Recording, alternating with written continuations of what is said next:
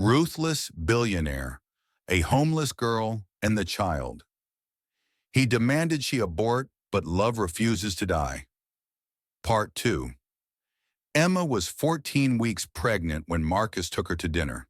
Not just any dinner, reservations at Per Se, the kind of restaurant that required booking months in advance and had a dress code enforced by steely-eyed hosts. "You didn't have to do this," Emma said as they rode the elevator up to the Time Warner Center. "I wanted to." Marcus adjusted his cufflinks, a nervous gesture she'd learned to recognize. "We've been married almost 2 months. We should probably go on an actual date.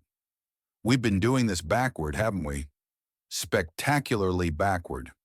His eyes met hers, warm. "But I don't mind." Emma smoothed the emerald green dress she'd found in her closet that morning. Another gift from Marcus, though he'd deny it if she asked. The wrap style accommodated her growing belly while making her feel beautiful for the first time in months. "You look," Marcus paused, seeming to search for the right word, "radiant." "It's the pregnancy glow. Very temporary." "I don't think so." The restaurant was all hushed elegance. Floor-to-ceiling windows overlooking Central Park, tables spaced for privacy, servers who moved like dancers. The kind of place where Emma would have been invisible in her previous life, serving champagne instead of drinking it. Now she sat across from one of New York's most powerful men, wearing a ring that marked her as his wife. The surreality of it still took her breath away. "Wine?" Marcus asked, then caught himself. "God, sorry, I wasn't thinking." "It's fine," Emma smiled. "You can still have some." "I'll abstain." "Solidarity," they ordered. The 9-course tasting menu, because Marcus insisted she needed to eat properly, and fell into easy conversation. He told her about a deal that had imploded spectacularly that afternoon. She told him about her first day back at Columbia, how strange it felt to sit in a lecture hall after 2 years away. "The other students kept staring," Emma said. "I think they could tell I didn't belong." "Of course you belong. You earned your place there." "I dropped out, Marcus. I failed." "You chose your mother." His voice was firm. "That's not failure. That's love." Emma's throat tightened. "How do you do that?" "Do what?" "Say exactly what I need to hear." Marcus reached across the table, covered her hand with his. "I'm just telling the truth." The first course arrived, oysters with champagne mignonette, and Emma eyed them suspiciously. "I'm not supposed to eat raw seafood," she said. "Already handled." Marcus gestured to her plate. "Yours are cooked. I called ahead." Something in Emma's chest cracked open. "You called ahead?" "I wanted tonight to be perfect for you." "Why?" The question hung between them. Marcus seemed to consider his answer carefully, his thumb tracing circles on her palm. "Because you deserve it," he said finally. "Because I've been thinking about what you said, about falling in love." Emma's heart stopped. "Marcus, let me finish." He looked nervous. Actually nervous. This man who negotiated billion-dollar deals without blinking. "I've spent my entire adult life making sure no one could get close. Building walls, keeping everything transactional, safe." "I know. And then you showed up." A small smile crossed his face. "Pregnant and terrified and asking for nothing. And I thought I could keep you at arm's length too. That we could be married without being together. We agreed to that." "I know what we agreed to." His grip on her hand tightened. "But somewhere between midnight sandwiches and penguin documentaries and hearing our baby's heartbeat, I stopped being able to imagine my life without you in it." Emma couldn't breathe. "What are you saying?" "I'm saying I'm failing too." Marcus's eyes held hers, vulnerable and honest. "At not falling in love with you." The restaurant blurred around them. Emma felt tears burning behind her eyes. "That wasn't the deal," she whispered. "I know. We're supposed to keep our distance." "I know. Marcus, if we do this, if we let ourselves feel this, and it falls apart? Emma's voice broke. I won't survive it. Then we don't let it fall apart. He stood, moved to her side of the table, crouched beside her chair so their eyes were level. Emma, I've never done this before. Never let myself want something beyond the next acquisition, the next success.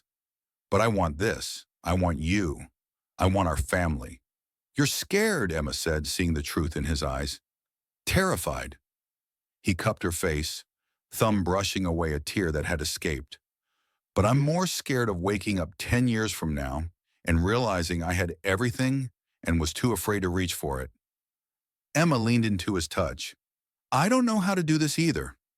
So we'll figure it out. Together. He smiled, echoing her words from the car that day. That's what this is, right? You're impossible. You married me anyway. Emma laughed through her tears. Nah, worst decision of my life. Absolutely catastrophic. Marcus kissed her, soft and sweet, in the middle of the restaurant. Move into my room. What? Tonight, tomorrow, whenever you're ready. His forehead pressed to hers. I'm tired of sleeping alone. I'm tired of pretending this is just an arrangement. I want my wife in my bed. Is that okay? Emma's heart was doing something dangerous in her chest. That's very okay. They finished dinner in a haze of new understanding. Every glance felt weighted, every touch intentional. By the time they returned to the penthouse, Emma's nerves were humming with anticipation. Marcus's bedroom was different from hers. Darker, more personal. Books stacked on the nightstand. Business theory mixed with classic literature. A framed photo on the dresser that Emma had never seen before. A young Marcus with an older woman, both smiling. Is that your mother? Emma asked. Marcus's expression shuddered slightly. Before she left. Can I ask what happened? Really happened. He was quiet for so long, Emma thought he wouldn't answer. Then he sat on the edge of the bed, and she settled beside him. She was young when she had me, Marcus said. 19. My father was older, charming in that dangerous way alcoholics can be. By the time she realized what she'd gotten into, she was trapped. With you. With both of us. His jaw tightened. I remember the fights, the broken glass, her crying in the bathroom while I pretended to sleep. And then one day I came home from school and she was just gone. Emma's heart ached for the boy he'd been. And did she ever contact you? Once. A letter on my 16th birthday. Marcus's voice was carefully neutral. She said she was sorry, that leaving me was the hardest thing she'd ever done, that she hoped I'd understand someday. Did you understand? I understood that love makes people leave. He looked at Emma, and his eyes were full of old pain. I understood that caring about someone gives them the power to destroy you. So I just stopped. Stopped caring, stopped hoping, stopped letting anyone matter. Until now, Emma said softly. Until you. He took her hand, pressed it to his chest where his heart was racing. And it's terrifying. Every time I look at you, I think about all the ways this could end. All the ways I could fail you. Fail our child. Marcus. But then I think about not trying, he continued. One about living in the same apartment, raising a child together and staying strangers. And that's worse. That's the thing I can't survive. Emma brought his hand to her stomach, where the baby was starting to flutter. Feel that? Is that the baby moving? She guided his palm and they both felt it. A small, undeniable presence. That's ours. That's what we made together. And yeah, it's scary. Yeah, we could mess it up. But we're already in this, Marcus. We have been since that night at the gala. I don't know how to be a good father, he whispered. You're already reading pregnancy books with post-it notes. You make sure I eat cooked oysters. You called ahead to a restaurant for me. Emma's voice was fierce now. You're showing up. That's what good fathers do. Marcus pulled her close, burying his face in her hair. She felt his shoulders shake and realized with shock that he was crying, silent. If you're enjoying the story so far, don't forget to hit that subscribe button. It really helps the channel grow and lets me keep bringing you more amazing love stories. All right, back to the story. Wrenching sobs he'd probably been holding back for years. "I'm sorry," he managed. I never." "Shh." Emma held him tighter. "It's okay. You're allowed to feel this. I'm supposed to be strong, in control. You're supposed to be human." She pulled back, cupped his face so he had to look at her. "And humans break sometimes. Humans need people. It's not weakness, Marcus. It's just life." He kissed her then, desperate and grateful and full of something that felt like breaking open. Emma kissed him back with everything she had, pouring 2 years of loneliness and hope into the space between them. "Stay," Marcus whispered against her lips. "Please stay." "I'm not going anywhere." They undressed slowly, carefully, mapping the changes in each other. Marcus's hands were reverent on her growing belly, her fuller breasts. Emma traced the scars she'd never noticed before, small ones from childhood accidents, a larger one on his ribs from something he wouldn't talk about yet. Making love was different this time, not urgent like their first night, but deeper, slower. Marcus touched her like she was precious, whispering things against her skin. How beautiful she was, how brave, how he didn't deserve her, but wanted to spend his life trying to. Afterward, they lay tangled together, Emma's head on his chest, his hand on her stomach. "I love you," Emma said into the darkness. She felt Marcus go still beneath her. "You don't have to say it back," she added quickly. "I know it's too soon. I know we're doing everything backward. But I needed you to know. I love you, Marcus. Not your money. Not your name. You. Emma." His voice was thick with emotion. "It's okay. I love you too." The words came out rough, unpracticed. "I didn't think I was capable of it anymore. But I do. God help me, I do." Emma tilted her face up to find tears streaming down his cheeks. "Come here," she whispered and kissed each tear away. They fell asleep like that, Marcus's arms around her, their baby between them, and for the first time in either of their lives, neither of them felt alone. Emma woke to sunlight and the smell of burning toast.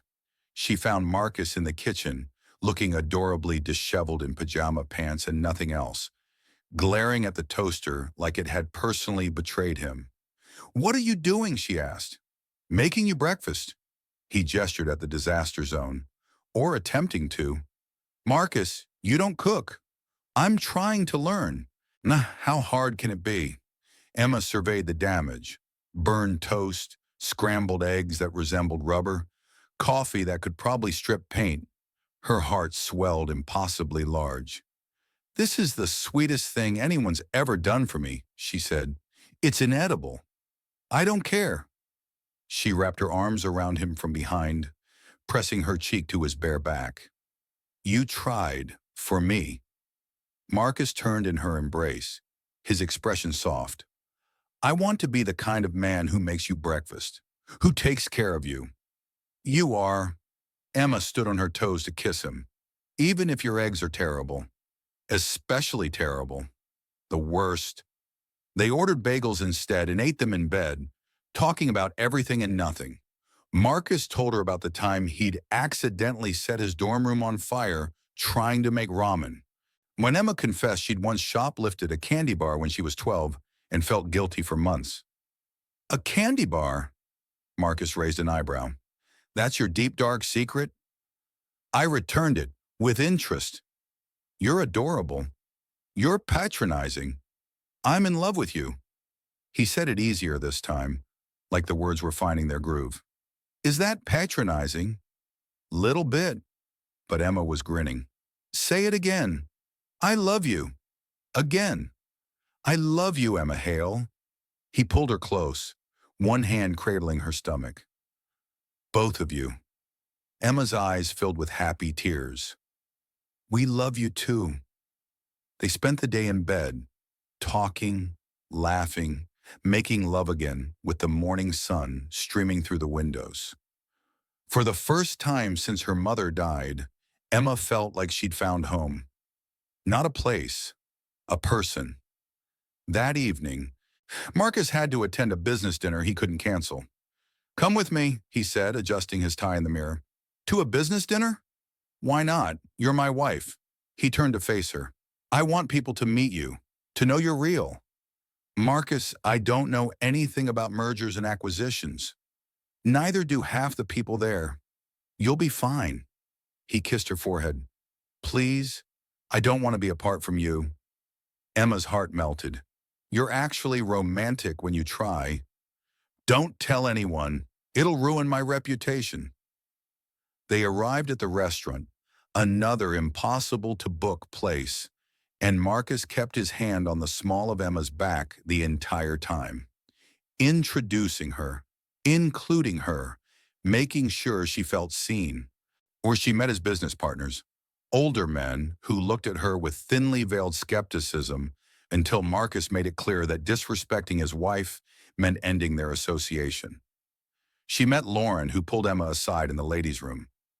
"I owe you an apology," Lauren said, "for what I said that first night. I was wrong about you." "It's okay." "It's not."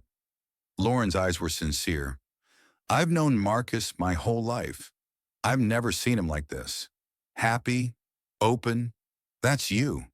You did that." "I think we did it together," Emma said.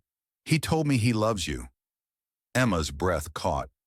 "He told you that?" "Called me this morning, wanted advice on how to be a good husband." Lauren smiled. "My emotionally constipated brother asked for relationship advice. You've performed a miracle." Emma laughed, feeling impossibly light. "And he's not that bad. He really is. But he's trying. For you." Lauren squeezed her hand. "Take care of him, okay? He acts tough, but he's actually incredibly fragile." "I will," Emma promised. Back at the table, Marcus looked up when she returned, and his whole face softened. He pulled out her chair, made sure she had water, asked if she was tired. "You're fussing," Emma whispered. "I'm attentive." "You're sweet. Don't let it get around." But he was smiling, and Emma realized this was what happiness looked like. Not perfect, not easy, but real. They left early, Marcus claiming exhaustion, but really just wanting to get Emma home. In the car, she curled into his side. "Thank you," she said. "For what?" "For trying. For letting me in." Emma looked up at him. "For loving me." Marcus kissed the top of her head. "Thank you for not giving up on me." "Never." And she meant it. They drove through the city, their city now, and Emma thought about how much had changed in 2 months. How far they'd come from that cold confrontation in Marcus's office. She was still scared, still worried about all the ways this could fall apart. But for the first time in years, she was also hopeful.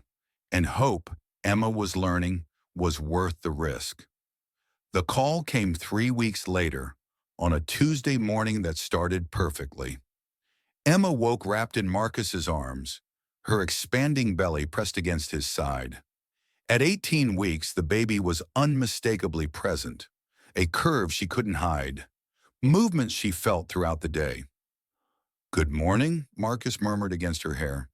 "Is it?" Emma pressed a hand to her stomach. "A term? Someone's using my bladder as a trampoline." Marcus's hand joined hers, his touch reverent. This had become their morning ritual, feeling for movement, marveling at the life growing between them. "Strong like their mother," he said.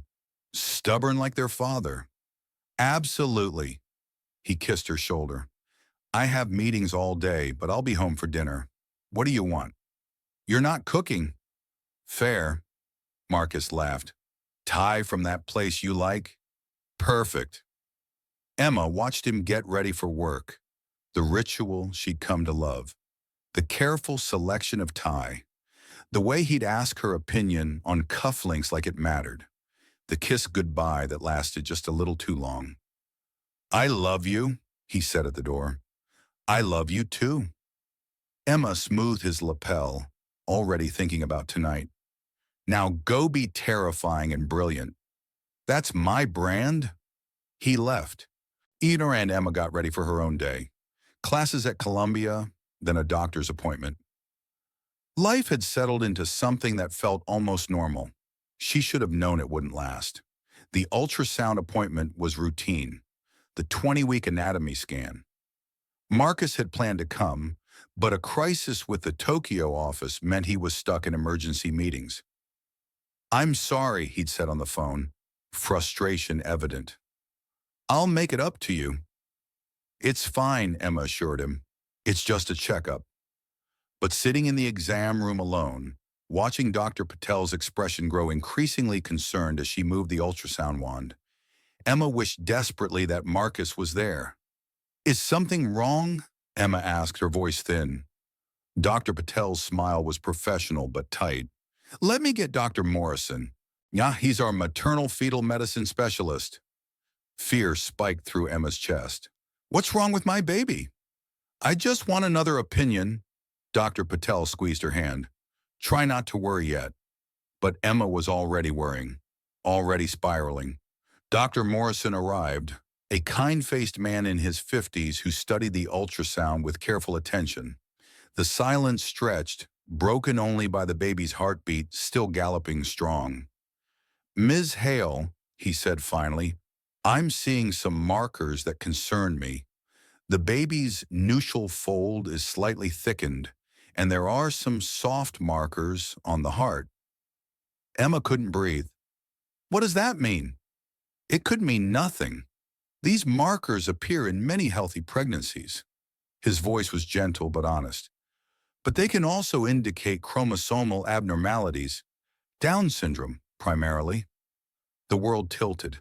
"And we'd recommend amniocentesis to know for certain," Dr. Morrison continued.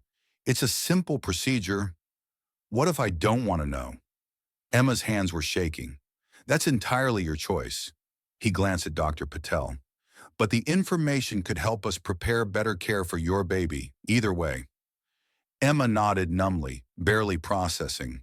They scheduled the amnio for the following week, gave her pamphlets she couldn't focus on, spoke words that turned to static in her ears.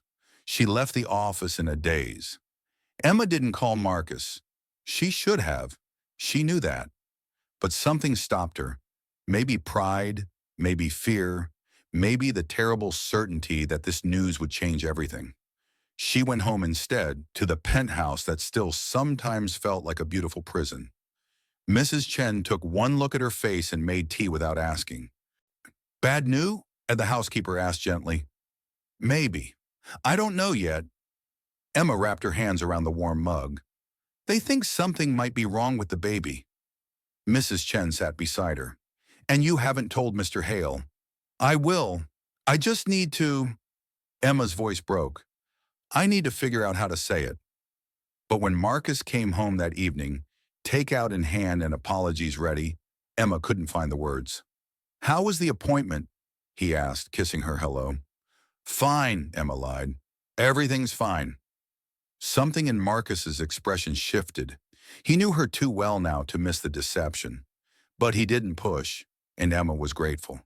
They ate dinner making small talk, watched TV in comfortable silence, made love with the lights off, Emma hiding her face so he couldn't see the tears. Afterward, lying in the dark with Marcus's hand on her belly, Emma finally spoke. "Do you ever regret this? Us?" Marcus went still. "Where is this coming from? Just answer." "No." His voice was firm. "Never, do you?" "I don't know," Emma whispered and felt him flinch. "Emma, what happened today?" "Nothing, I'm just tired." She turned away, curling around her stomach protectively. "Can we sleep?" Marcus was quiet for a long moment. Then, "Okay." But sleep didn't come for either of them. The results from the amniocentesis would take 2 weeks. 2 weeks of Emma carrying her secret like lead weight. 2 weeks of Marcus sensing something was wrong, but not knowing how to fix it. 2 weeks of the distance between them growing despite sleeping in the same bed. Emma threw herself into school, using classes and studying as an excuse to avoid conversation. Marcus retreated into work, his hours stretching longer again. They were living in the same apartment but existing in separate worlds. Lauren noticed during a lunch they'd scheduled weeks ago. "What's going on with you two?" she asked, studying Emma over her salad. "Nothing." "Emma, I've watched my brother go from happy to hollow in less than a week." "That's not nothing." Emma's hands trembled around her water glass. "I'm scared." "Of what?" And suddenly it was pouring out. The ultrasound, the markers, the amnio, the terrible waiting. Lauren listened without interrupting, her expression growing increasingly sympathetic. "Does Marcus know?" she asked when Emma finished. "No." "Emma, I can't tell him." Emma's voice broke. "What if the baby has Down syndrome? What if it's not perfect? He married me for a baby, Lauren. What if he doesn't want this one? That's not fair to him." "Maybe not, but I can't risk it." Emma wiped her eyes. "I can't risk him leaving. Not when I'm already so in love with him I can barely breathe." Lauren reached across the table, gripped Emma's hand. "My brother is a lot of things. Emotionally stunted, workaholic, terrible at expressing feelings. But he loves you, and he would never." "You don't know that." "I do." Lauren's voice was fierce. "Because I've known him his entire life, and I've never seen him let anyone in the way he's let you in. You're not some obligation to him, Emma. You're everything." "Then why can't I tell him?" "Because you're scared." Lauren squeezed her hand. "But love requires risk. You know that."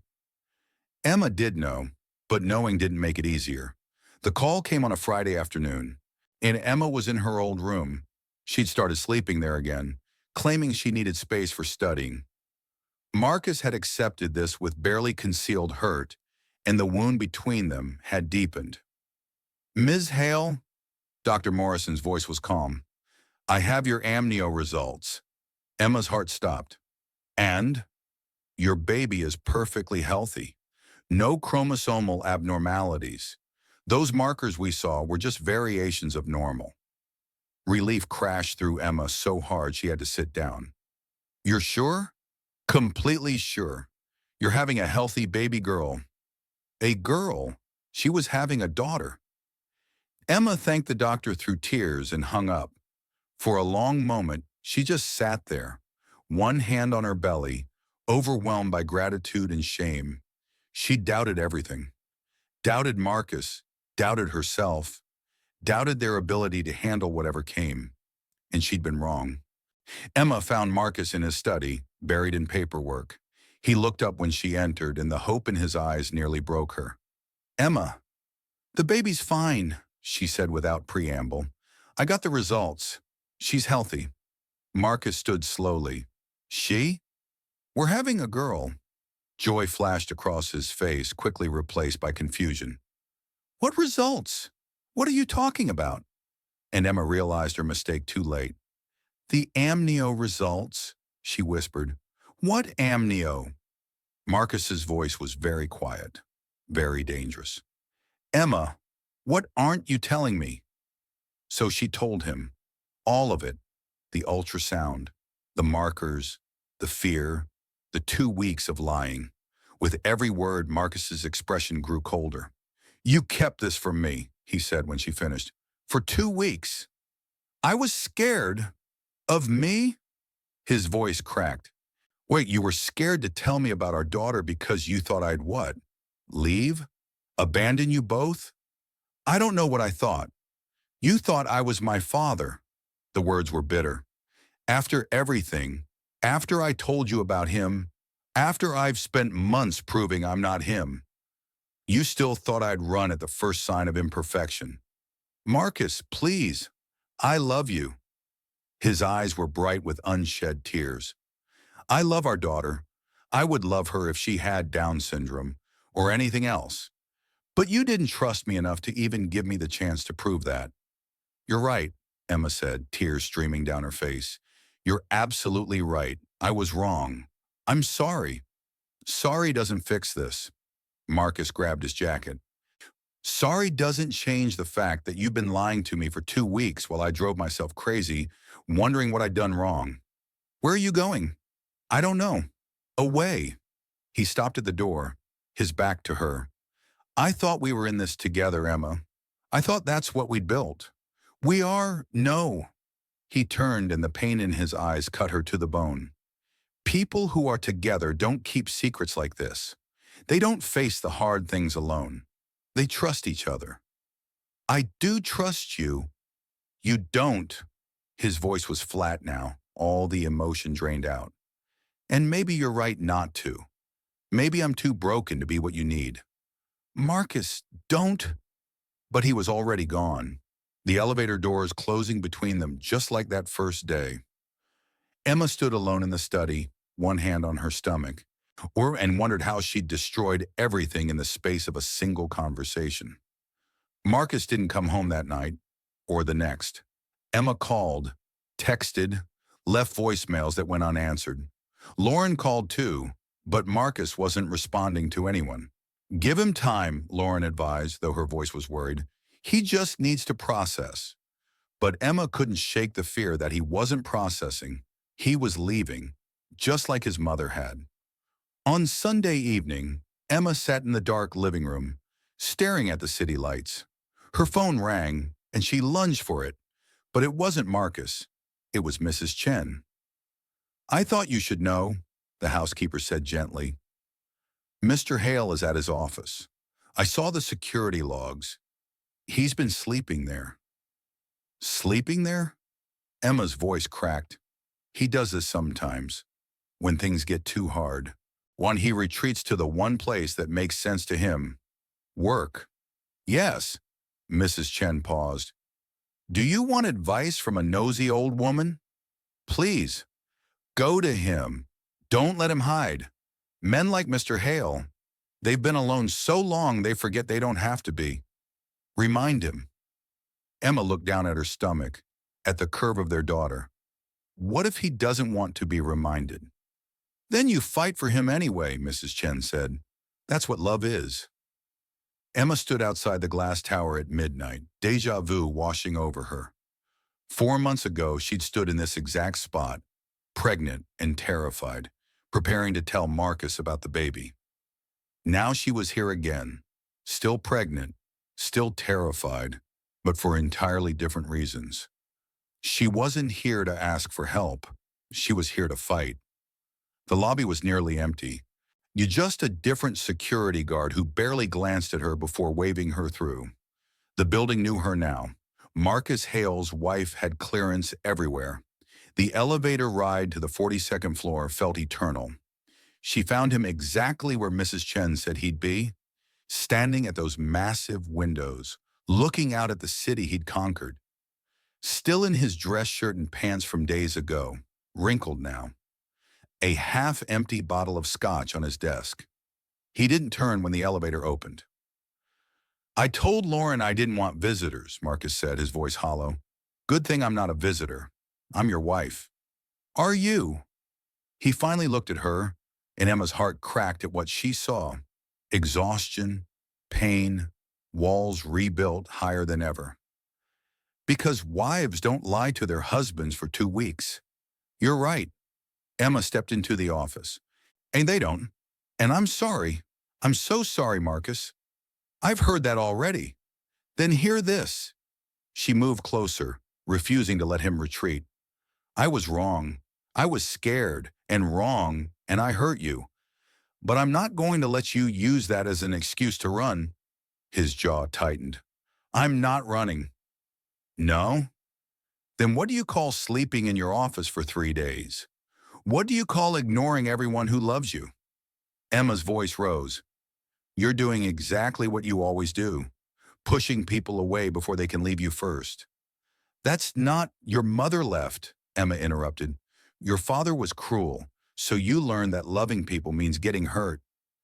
I understand that, Marcus. But I'm not them. You still didn't trust me. I know. Tears streamed down Emma's face now. I was terrified that if something was wrong with our baby, you'd see me differently. That I'd become a burden instead of, her voice broke, instead of someone you chose. Marcus turned away, but she saw his shoulders stiffen. But that fear, that's my damage, not yours. Emma pressed on. You've spent 4 months proving you're nothing like your father. You've been patient and kind and present in ways that must terrify you, and I repaid that by assuming the worst. Emma, I'm not finished. She moved around to face him. You told me once that you know what it's like to be unwanted. Well, I know what it's like to be alone. My whole life it's been just me. My mom and I against the world, and then just me after she died. I've never had someone to share the hard things with. You have me now, Marcus said quietly. Do I? Because from where I'm standing, you're doing the same thing I did. You're shutting me out because I hurt you. Emma's voice softened. We're both broken, Marcus. We both have scars, but I thought we were learning to be broken together. Silence stretched between them, heavy with everything unsaid. I don't know how to do this, Marcus finally whispered. How to love someone and not wait for them to leave. Neither do I, but we're supposed to figure it out together, remember? Emma took his hand, placed it on her belly where their daughter was moving. She deserves parents who fight for each other, who don't run when things get hard. Marcus's hand spread across her stomach, and something in his expression cracked. A girl. We're having a girl. Yeah. Emma smiled through her tears. And she's going to be stubborn like you and scared like me. And we're going to mess up 1,000 times. But we'll do it together if you'll come home. Emma! His voice broke on her name. I love you, she said fiercely. I love you when you're cold and when you're warm, when you burn breakfast and when you're terrifying in board meetings, when you're perfect and when you're falling apart. And I'm not leaving, not ever. So you can stay here and hide, or you can come home and let me love you. Marcus pulled her into his arms, and Emma felt the exact moment he surrendered. His body shaking with silent sobs, his face buried in her hair. I'm sorry, he choked out. I'm sorry I ran. When you didn't tell me, I know. Emma held him tighter. But I'm telling you now, all of it. I'm scared of being a mother. I'm scared I'll fail our daughter the way I feel like I failed my mom by not saving her. I'm scared you'll wake up one day and realize you could have had anyone and you got stuck with broken me. You're not broken. Marcus pulled back, cupping her face. You're the strongest person I know. I'm terrified. So am I. He pressed his forehead to hers. But I'd rather be terrified with you than safe without you. Emma kissed him then, soft and sweet and full of promise. Come home. I'm sorry I left. Stop apologizing and come home, Emma said. Our daughter wants her father, and so do I. Marcus's hand found her belly again, and Emma watched wonder replace the pain in his eyes. A girl. Do you know what that means? What? I'm going to be terrible at this. I don't know anything about raising a daughter. You'll learn. We both will. Emma laced her fingers through his.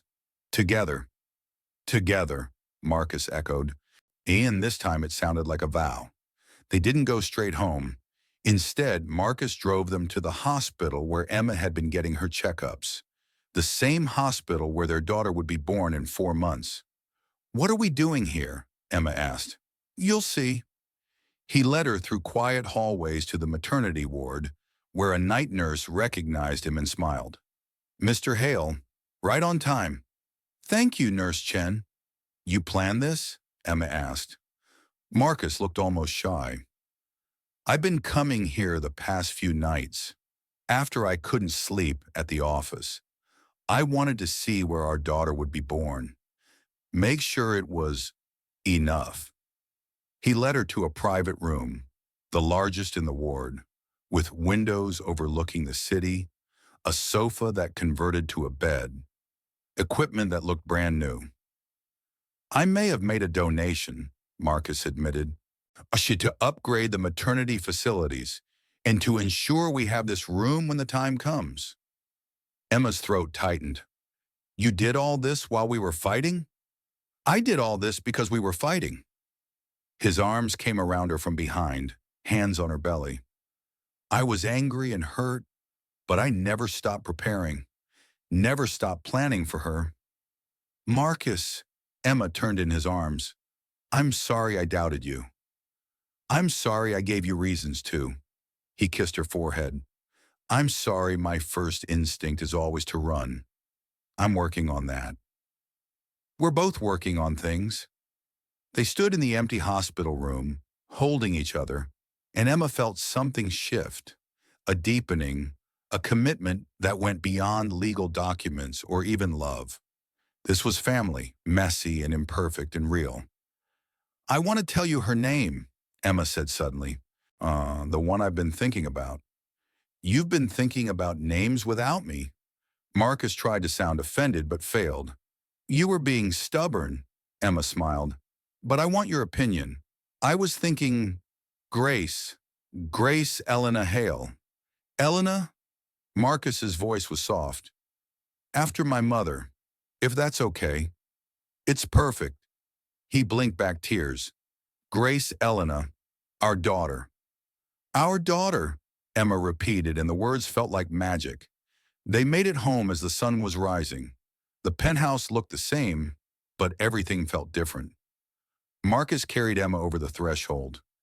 We never did this properly, he said, and they fell into bed exhausted. I missed you, Emma whispered. I was only gone 3 days. Felt like forever. Marcus pulled her close, their bodies fitting together like they were designed that way. I missed you too. Missed this. They made love slowly, carefully, Marcus's hands reverent on her growing belly. When Emma cried at the end, he kissed every tear. We're going to be okay, he promised. I know. We're going to mess up again. Probably. But we'll figure it out. Marcus smiled. Together. You really like that word now, don't you? It's growing on me. He kissed her deep and thorough. Stay with me. Always. Try getting rid of me. Never. His hand found her belly again, feeling Grace move. I love you, Emma. Both of you. And I'm going to spend the rest of my life proving it. You don't have to prove anything. Let me anyway. Emma fell asleep in his arms, safer than she'd ever felt, and dreamed of a little girl with dark hair in her father's eyes, learning that love doesn't leave. The next morning, Emma woke to voices in the kitchen. She found Marcus cooking, or attempting to, while Mrs. Chen supervised with barely concealed amusement. You're back, Mrs. Chen beamed at Emma. And he's actually learning to scramble eggs properly. Only slightly burned, Marcus said proudly, holding up a pan. It's a miracle. Emma kissed his cheek. What's the occasion? New rule, Marcus announced. Every Sunday I cook you breakfast. That's ambitious. I'm a quick learner. You set the kitchen on fire making ramen, Emma reminded him. That was years ago. I've matured. He burned toast yesterday, Mrs. Chen stage whispered. They ate breakfast together, slightly burned eggs and all, and talked about the future. Marcus had already started interviewing contractors to convert the guest room into a nursery, and Emma wanted to go shopping for baby things together. We could find out what colors she likes, Marcus suggested seriously. She's still in utero. She has opinions, I can tell. Emma laughed, feeling light for the first time in weeks. How can you tell? She kicks when I talk to her. That's communication. She kicks when I eat spicy food too. What's she communicating then? Excellent taste in cuisine. Marcus grinned. She's already perfect. Lauren called mid-morning, relief evident in her voice when Marcus answered. You're home. Thank God. I was about to stage an intervention. Emma already did, Marcus said, pulling his wife close. And it worked. Of course it did. She's smarter than both of us. Lauren paused. I'm proud of you, for not running all the way. I ran a little bit, but you came back. That's what matters. After the call, Marcus was quiet. Emma found him in the nursery to be, staring at the empty space. What are you thinking? She asked. That I want her to grow up knowing she's loved, wanted. His voice was thick. That she never has to question whether her parents chose her. She won't. Emma took his hand. Because every single day, we're going to show her, not just tell her, show her. How? By being here, by showing up, by fighting for each other even when it's hard. Emma smiled. By burning breakfast every Sunday. Marcus laughed. That's your metric for good parenting? Effort is. Love is. You're already doing both. He pulled her close, and they stood together in the empty room, imagining it filled with cribs and toys and the sound of their daughter's laughter. We're going to be okay, Marcus said again. And this time, Emma believed it with her whole heart. 3 months later, Emma stood in the completed nursery, one hand on her very pregnant belly, the other covering her mouth. Marcus, she breathed. He stood in the doorway, looking nervous in a way that billion-dollar deals never made him. Too much? The room was perfect. Soft sage green walls with hand-painted clouds drifting across the ceiling. A white crib with the finest linens. A rocking chair by the window where Emma could feed Grace while watching the sunrise. Bookshelves already filled with children's books, some new, some vintage editions Marcus had hunted down himself. But it was the wall above the crib that made Emma's eyes fill with tears. A mural, professional, beautiful, showing a little girl with dark hair flying a kite. And in the clouds above, a woman with kind eyes watching over her. The woman looked exactly like Emma's mother. You remembered, Emma whispered. You said she'd want to meet Grace. So I thought, Marcus's voice was uncertain. She should know her grandmother, even if it's just like this. Emma turned to him, tears streaming freely now. How did you? I found photos in your things. Hope that's okay. I gave them to the artist. He crossed to her, wiped her tears gently. Is it too much? We can paint over it. Don't you dare. Emma grabbed his shirt, pulled him down for a kiss. It's perfect. You're perfect. I'm really not. Perfect for me, then. Marcus's hand settled on her belly, huge now at 37 weeks. Grace had dropped, preparing for her arrival. Any day, Dr. Patel kept saying. Any day now.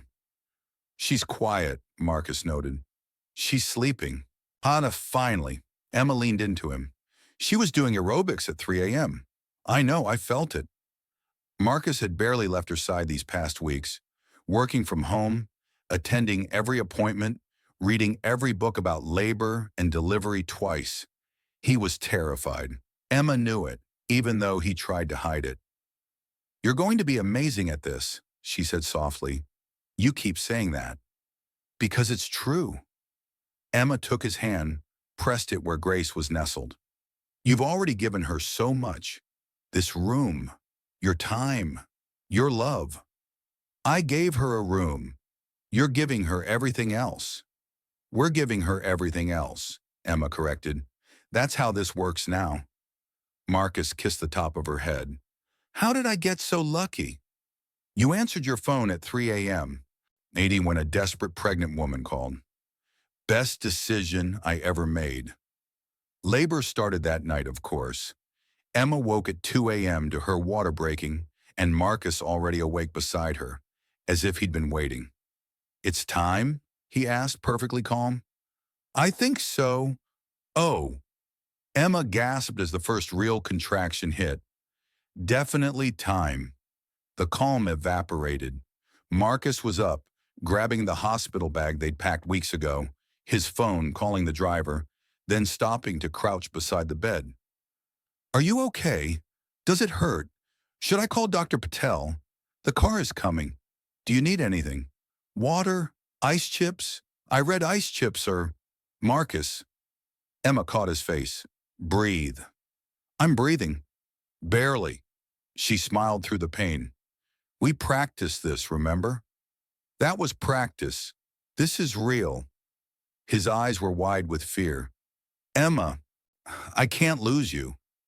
You won't, she kissed him firmly. I'm not going anywhere. Now help me up before our daughter decides to make her debut in our bedroom. The drive to the hospital was a blur of contractions, and Marcus holding her hand so tight she thought he might break it. He didn't leave her side, not when they checked in, not when they got her settled in the room he donated, not when the contractions intensified and Emma stopped being nice about her pain. I hate you, she gasped at hour 6. I know. This is your fault. Completely my fault. If you ever touch me again, never again, I promise. Marcus wiped her forehead with a cool cloth. You're doing amazing. I'm dying. You're bringing our daughter into the world. His voice cracked. You're the strongest person I've ever known.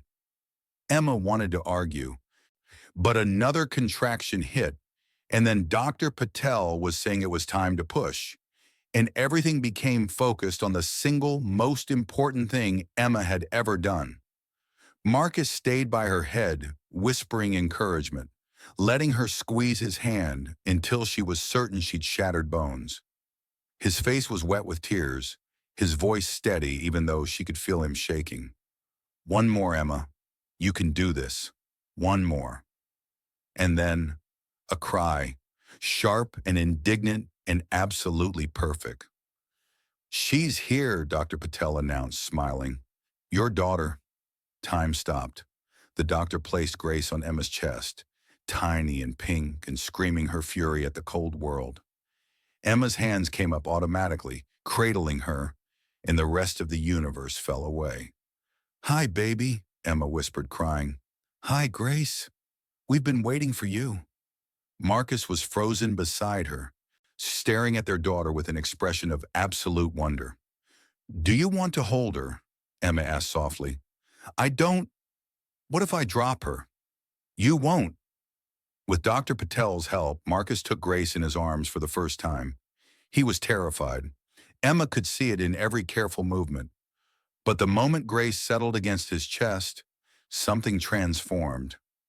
Marcus looked down at his daughter, tears streaming freely, and Emma watched him fall completely, irrevocably in love.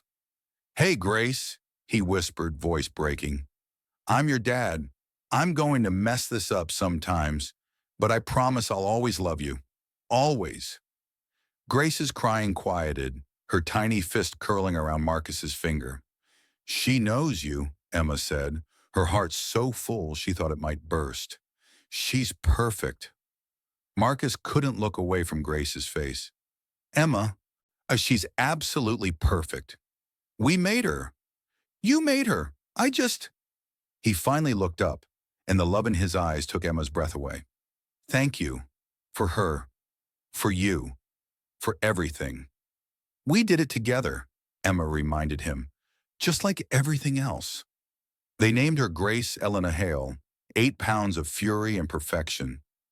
The first night in the hospital, Emma woke to find Marcus in the rocking chair by the window, Grace asleep on his bare chest, both of them bathed in moonlight.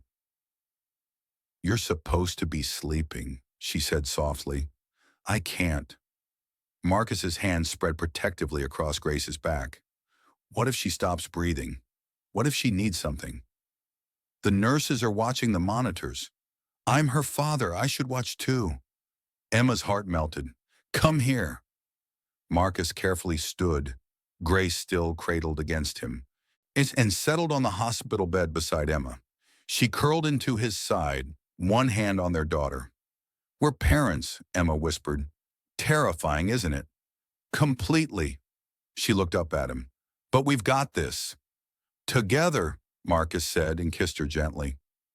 Grace squirmed between them, and they both laughed. the sounds soft and full of joy. Coming home with Grace was chaos. Mrs. Chen had prepared everything. Meals in the freezer, the nursery pristine, a banner that said, "Welcome home, Grace," hanging over the entrance. "You didn't have to do all this," Emma said, bouncing a fussy Grace. "Of course I did. She's my grandbaby, too." Mrs. Chen's eyes filled with happy tears. "May I?" Emma handed Grace over, watching the housekeeper's face light up. Marcus's arm came around her waist and she leaned into him. "Dana, our family's growing," he murmured. "It is." Lauren arrived an hour later with enough gifts to fill a small store. She held Grace with the ease of someone who'd done this before with her own kids, cooing and making faces until Grace's eyes went wide. "She looks like you, Marcus," Lauren observed. "Same stubborn chin." "She's got Emma's eyes," Marcus countered. "She's 2 days old. She's got everybody's eyes." But Emma saw it too. Grace was a perfect blend of both of them. Dark hair like Marcus, but Emma's nose, his long fingers, her mouth. "She's ours," Emma said simply. That night, Grace woke every 2 hours to eat. Emma was exhausted, Marcus was fumbling through diaper changes, and somehow it was perfect. At 4 a.m., Marcus found Emma crying in the nursery. "What's wrong?" he asked, immediately concerned. "Nothing. Everything." Emma laughed through her tears. "She's so small, Marcus. What if we mess this up? What if we're not enough?" Marcus pulled her into his arms. "Then we'll mess up together, and we'll fix it together, and we'll love her through all of it." He tilted her face up. "You're already an incredible mother. Look at her." Grace was asleep in her crib, one tiny hand curled near her face, completely peaceful. "She trusts us," Marcus said softly, "to keep her safe, to love her, and we will. Promise?" "Promise." He kissed her forehead. "Now come to bed. We sleep when she sleeps, remember? That's a myth. Then we'll be exhausted together." They fell into bed, Emma tucked against Marcus's side, both of them listening to Grace's soft breathing through the baby monitor. "Marcus," Emma whispered, "I love you. More than I thought it was possible to love someone." His arms tightened around her. "I love you too. You gave me everything I didn't know I was missing. We gave each other everything." "Yeah." Marcus kissed her hair. "We did." 6 weeks later, Emma stood in the kitchen making bottles while Marcus attempted to soothe a fussy Grace. "I don't understand," he was saying, bouncing her gently. "You've been fed. You've been changed. You've been burped. What more do you want from me?" Grace responded with an indignant wail. Emma watched from the doorway, smiling. Marcus was still in his pajamas, rare for him, his hair a mess, dark circles under his eyes from multiple nighttime feedings. He looked exhausted and overwhelmed and absolutely beautiful. "Want me to take her?" Emma offered. "No, and I've got this." Marcus adjusted Grace against his shoulder. "We're having a discussion about reasonable expectations. She's 6 weeks old. Never too early to learn negotiation skills." But his voice was soft, patient, and after a few more minutes of bouncing and swaying, Grace's cries quieted. "There we go," Marcus murmured. "That's my girl." Emma's heart swelled impossibly large. This man, who'd been so certain he couldn't love, couldn't be a father, was the most natural parent she'd ever seen. "You're good at this," she said. "I'm winging it." "Aren't we all?" Emma crossed to them, kissed Grace's head, then Marcus's cheek. "But we're winging it pretty well." Marcus looked at her. Grace nestled between them and smiled. "We really are." That night, after Grace was finally asleep, Marcus led Emma to the living room.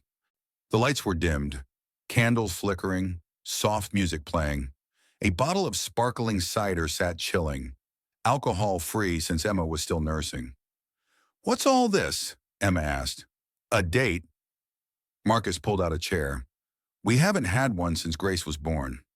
"Marcus, we live here. This isn't a date." It is if we make it one. He poured the cider, handed her a glass. I wanted to tell you something. Emma's heart fluttered. Okay. 7 months ago, you showed up at my office pregnant and terrified, and I was the worst version of myself.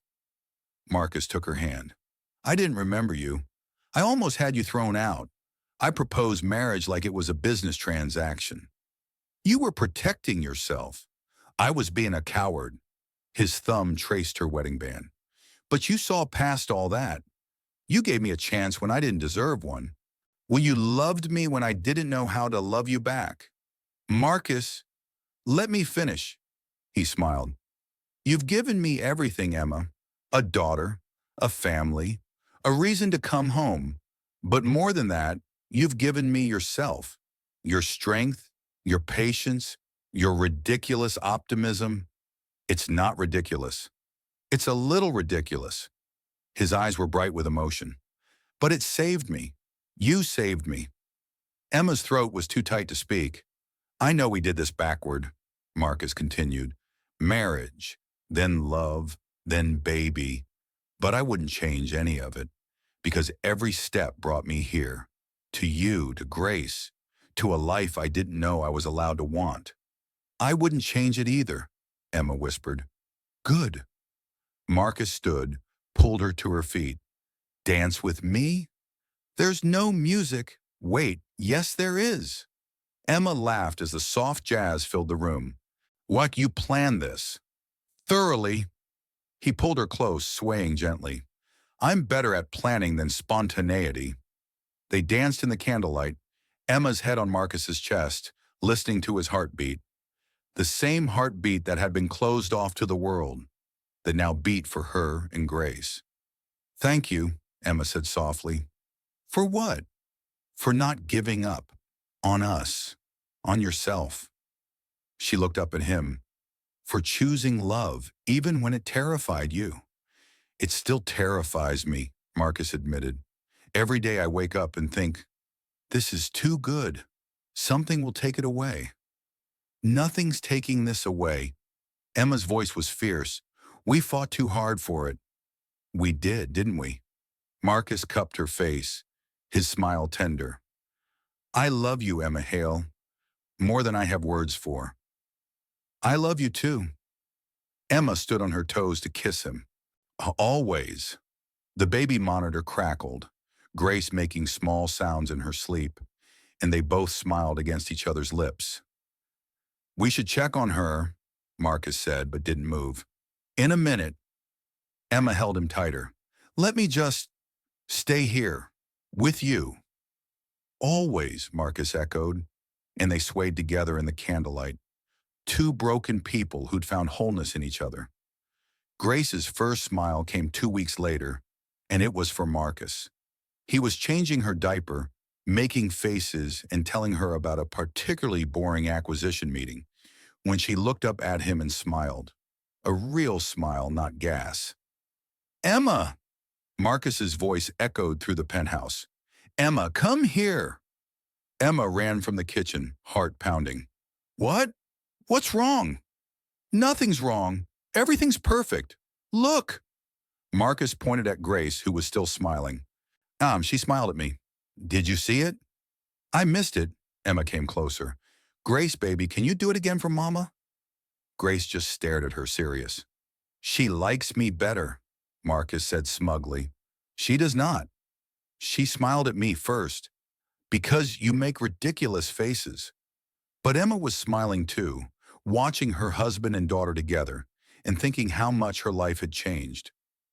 A year ago, she'd been homeless, alone, certain she'd lost everything.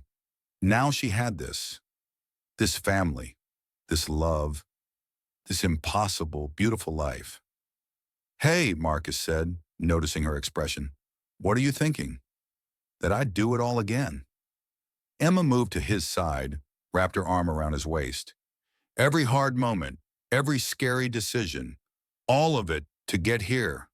Me too. Marcus kissed her temple, 1,000 times over. Grace reached for Emma's finger. She gripped it tight, and both parents melted. We're so in trouble, Emma said. Completely, Marcus laughed. She already has us wrapped around her tiny finger, just like her father. I think you mean her mother. They looked at each other and smiled. The smile of two people who'd found home in each other, who'd built a family from nothing but hope and stubborn love. Outside the window, Manhattan glittered like always, indifferent and beautiful. But inside the penthouse, warmth and laughter filled every room. A homeless girl and a broken billionaire had become a family, and they lived messily and imperfectly and absolutely happily ever after. Final note, Grace Elena. Hale came into the world at 8:47 a.m. on a Tuesday, weighing 8 pounds exactly. Her father cried when he held her.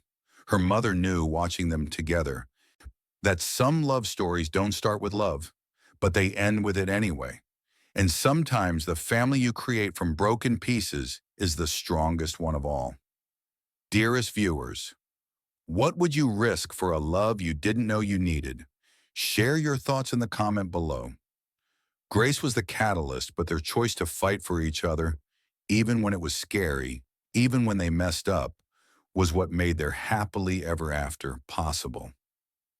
The end.